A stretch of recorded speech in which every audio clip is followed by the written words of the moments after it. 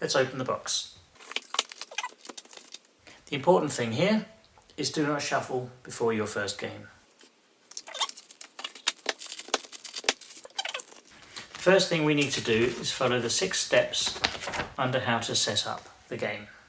You can start by reading the story, but we'll go straight to the first step, which is separate the decks. So we take the cards, and this is a help card, and then we take all these Viking cards, and we don't shuffle those, so we leave those as they are. From this we take the setup cards and put them to one side, our victory conditions cards, the chief cards, and the rest are market cards. But notice the first lot here are raid protection cards, so take those out and put them to one side. We have now separated the decks.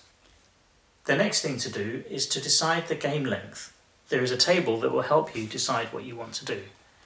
There is one here, and the same table is on this card.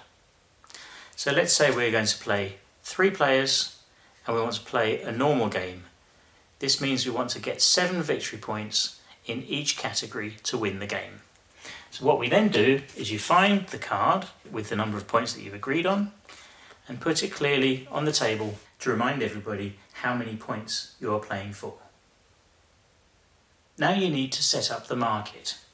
Take the market cards, and in the middle of the table you build a market of 8 cards. Do not shuffle these cards before you start. When there are 8 cards in the market, you put the market supply here, and then you put your raid protection cards here. You have now set up the market. If you are playing the first time and you are playing out of the box, you don't need your chief cards. So these you can just take and put in the box. The chief cards are great if you want to have some extra actions that you can do when you are playing the game. Step 5, do not shuffle. We deal 6 cards to each player. When you've dealt 6 cards to each player, you put the Viking cards on the other side of the market. This is going to be the discard pile.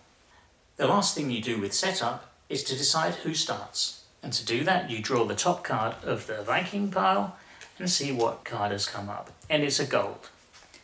You now consult the how to set up and play the game sheet and find who starts. In this case it was gold, and we see that gold is the player with the longest hair. We are now ready to play the game. Let's say this is the player with the longest hair. This is how you take a turn. You draw 2 cards from the Viking deck. You are now able to do 2 things. You can play any one action, which are these cards with an A in the corner, and you can buy 1 item from the market.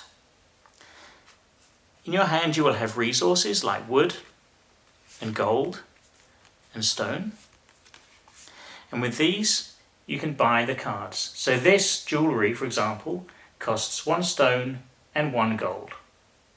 Let's say I wanted to buy that. I simply take the gold and the stone, put them on the discard pile, and take the jewellery and put it in front of myself. We then replace the card from the market supply pile. I have now bought an item from the market. Some resources, for example, Gift of the Gods, means I can choose any 2 of these resources.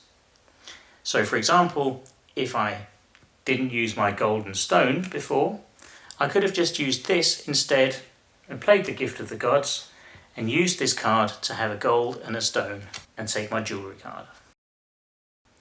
I've bought 1 item from the market. I can now play 1 action. I have a look at my action cards and I think this is my best opportunity right now. It's Odin's favour. It says take any card from the market. So I'm going to play him by putting him on the discard pile, and then I'm going to take a card from the market. This time I'm going to take a navy card. Your turn is now over and play passes to the next player.